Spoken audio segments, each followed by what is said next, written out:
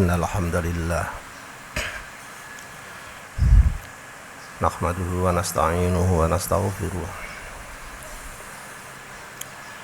ونعوذ به من شرور أنفسنا ومن سيئات أعمالنا من يهده الله فلا مضل له ومن يضلل فلا هادي له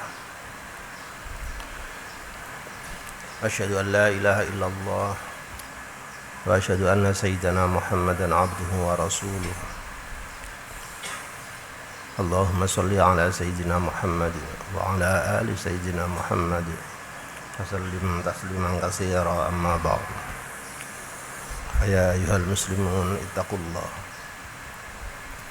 اتقوا الله تعالى ما استطعتم وقد فاز المتقون أعوذ بالله من الشيطان الرجيم ووصينا الإنسان بوالديه إحسانا حملته أمه كرها ووضعته كرها وحمله وفصاله 30 شهرا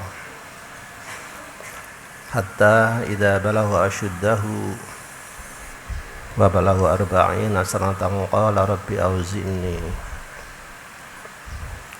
ربي أوزعني أن أشكر نعمتك التي أنعمت علي وعلى والدي وأن أعمل صالحا ترضاه وأصلح لي في ذريتي إني تبت إليك وإني من المسلمين صدق الله العظيم.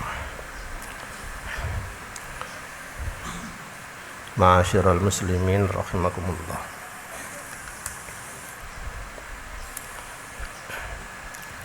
Salah satu panduan bagi orang beriman setelah usia 40 tahun adalah hidup berstandar Tuhan atau wa an a'mala sholihan taradhah.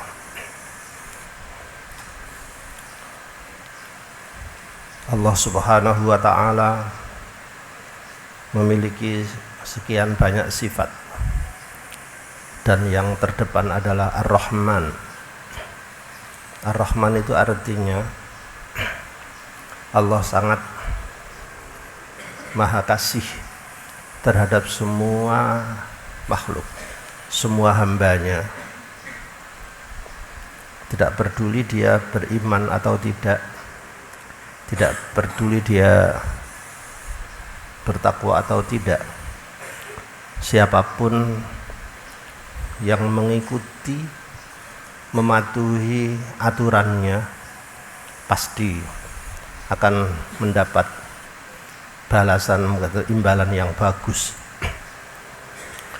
Karena itu sifat Ar-Rahman ini lebih banyak sekali diorientasikan saat orang hidup di dunia. Siapapun yang mengikuti aturan Allah pasti bahagia hidup di dunianya, pasti mencapai kesuksesan, kebahagiaan di dunia meskipun dia itu tidak beriman. Itulah salah satu sisi sifat Ar-Rahman. Karenanya maka ketika Allah merumus sifat wajib mesti dimiliki oleh seorang Rasul, itu yang pertama jujur, as-sidqu. Baru yang terakhir adalah fatonah, nomor 4-nya fatonah, pinter, bener dulu dan pinter. Karena itu maka kami mohon maaf mencoba untuk menafsir lebih luas tentang firman Allah bahwa andaikan penduduk bumi itu beriman, amanu wattaqau, dan bertakwa, pasti keberkahan-keberkahan langit itu akan terkucur turun dan keberkahan-keberkahan bumi juga akan tersaji begitu saja untuk ahlal qura itu. Semua tafsir menyebut bahwa ayat ini untuk yang beriman kepada Allah, yang akan mendapatkan barakatim minas sama'i wal ard. Tetapi dari segi filologis, kebahagiaan, kebahasaan, amanu itu adalah orang yang mempunyai komitmen tinggi, keyakinan tinggi, meskipun dia tidak beriman kepada Allah. Wattaqau, mempunyai sikap menjaga diri. Ittiqa itu maknanya menjaga diri dari hal-hal yang buruk. Jika kejujuran dan komitmen ini betul-betul dipatuhi, janji Allah pasti turun. La fatahanna alaihim barakatim minas sama'i wal ard. Sebaliknya, walakin kadzabu, kalau menodai dari komitmen, menodai dari kejujuran, menodai sebuah aturan-aturan, amanah dan lain-lain. Fa akhadnahum bima kanu yaksibun. Meskipun dia itu seorang beriman, iman kepada Allah, memegangi Al-Quran, mempunyai hadis, tapi kalau tidak mempunyai kejujuran, komitmen yang baik, amanah yang baik, ancamannya adalah fa'akhadnahum bima kanu yaksibun. Saya petik dari laporan Australian Strategic Policy Institute, sebuah kelembagaan yang menyurvei negara-negara maju dan negara-negara yang berkembang di Australia ini. Kenapa di negeri Cina itu sudah terkenal ya tidak Islam seperti itu, kok akhir-akhir ini menjadi negara yang mencuat dan kemajuannya bisa melampaui negara-negara yang lain? Menurut lembaga ini, ASPI ini, jadi strategi di institut ini, salah satu penyebabnya adalah di Cina itu mempunyai sumber daya manusia yang sangat berkualitas dalam intelektual dan berkualitas dalam spiritual. Jika ini dibahasa Arabkan, itulah sifat sidqu, sifat jujur. Karenanya maka kemajuan yang dirilis menurut institut di Australia ini bukan main, yang tak bisa terkejar sampai sekarang. Bagaimana penguasaan dia di bidang pertahanan, di bidang teknologi di luar angkasa, apalagi di dunia robotik, di dunia lingkungan, termasuk bioteknik, termasuk ini artificial intelligence, kecerdasan buatan juga, dan lain-lain. Dan yang terakhir adalah teknologi kuantum yang utama. Karenanya maka sifat sidqu ini menjadikan pembangunan dan hukum-hukum di sana menjadi berjalan, yang dimulai tahun 1998 ketika seorang Perdana Menteri dilantik, Zurongji, mengatakan sediakan kami 100 peti mati, 100 peti mati, dan sisakan 1 untuk saya kalau terbukti saya korupsi. Dia sudah bertekad untuk mengisi mayat-mayat koruptor yang dihukum mati itu dengan disuruh menyediakan 100 peti mati. Kemudian disusul oleh presidennya juga seperti itu. Subhanallah, negeri ini negeri mayoritas Islam, banyak hafid Al-Qur'annya, banyak ulamanya, banyak kiainya, banyak apa. Ditunggu presiden yang mempunyai keberanian memberantas korupsi seperti ini, bahkan justru berani menyediakan 100 peti mati dan 1 untuk saya, seperti itu.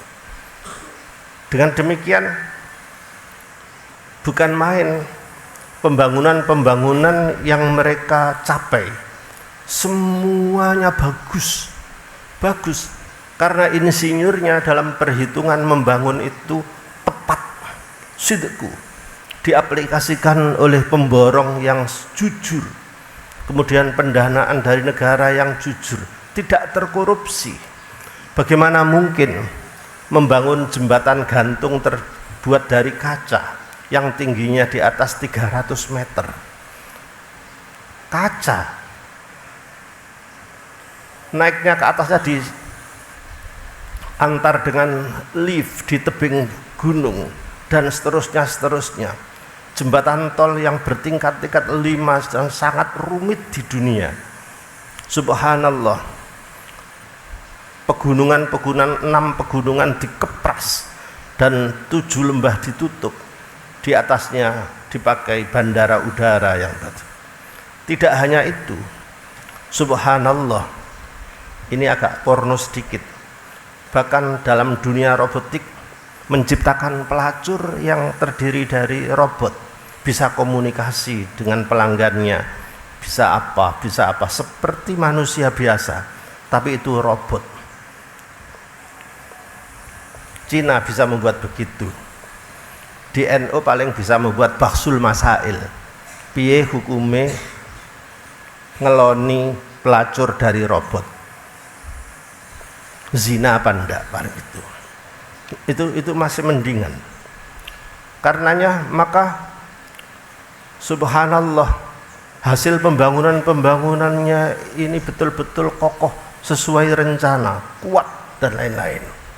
Di Banyumas coba membuat jembatan kaca saja sudah retak dan mencelakakan orang, padahal jembatan ini yang dibangun itu panjangnya 526 meter, kemudian bisa memuat 500 wisatawan sekaligus. Kenapa bisa hebat seperti itu?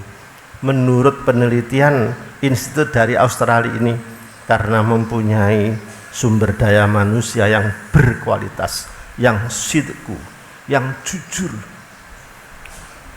Pemborongnya jujur, pemerintahnya jujur, sampai ke bawah jujur semua.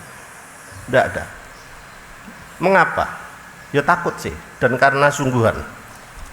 Yang terbukti korupsi ataupun yang memberikan sogokan korupsi, semua dihukum mati.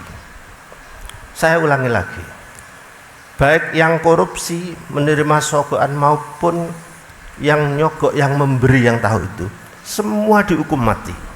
Bukankah ini sebuah amaliyah dari hadis Hadratur Rasul, ar-rashi wal murtashi finnar? Hadisnya kita punya, tapi yang mengamalkan bukan kita. Subhanallah, sampai para mucikari juga dihukum mati. Bandar-bandar juga begitu. Perbandingkan dengan di negeri ini, saya mencatat bahwa eksploitasi pelacuran anak-anak saja itu 1.900 anak-anak yang usia SMP, yang usia masih kecil itu tercatat di bulan seperti itu, dengan tarif bisa sampai 10-18 juta. Tapi tindakan negara kurang. Bagaimana perjudian? Laporan perjudian online saja itu perputaran uang di negeri ini 372 triliun. Subhanallah. Memang ditangkap pelaku kecil-kecil, tapi bandar gembongnya tidak. Persoalannya mengapa bandar yang gede boyo itu yang diputus gitu, ngosok gak ngerti.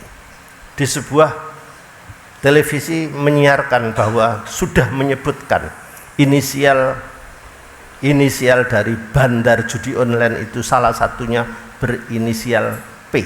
Sudah disebutkan begitu, toh masih tidak bisa ditangkap. Untuk itu dari ini, maka ini kewajiban kita semua, kewajiban orang muslim, kewajiban para santri, kewajiban para kiai, memberi fatwa yang betul-betul efektif dengan bahasa yang bagus. Bagaimana kalau di negeri ini betul-betul kejujuran, keadilan, hukum-hukum itu bisa berjalan tidak pandang siapa. Insya Allah dengan aman wa taqwa seperti ini, maka negeri ini justru lebih banyak keberkahan-keberkahannya. Negeri yang sangat makmur, sangat hebat, menarik perhatian dunia ya negeri ini. Negeri ini jika saja para pemimpinnya ini berani saja pidato seperti Presiden RRT seperti itu, sediakan 100 peti mati dan 1 untuk saya. Semua harus berani mengatakan itu. Presidennya, wakil presidennya, kepala pengadilannya, kepala berani seperti itu dan betul-betul dijalankan. Demi Allah, lewat mimbar ini firman Allah pasti terbukti, la fatahna alaihim barakatim minas sama'i wal ard. Mudah-mudahan khutbah ini ada manfaatnya. Barakallah li wa lakum fil Qur'anil azim wa nafa'ana bihi wa iyyakum lima fihi minal ayati wal dzikril hakim. Wa taqabbala minni wa minkum tilawatahu innahu ta'ala jawad karim malikum barur raufur rahim. Walhamdulillahi rabbil alamin.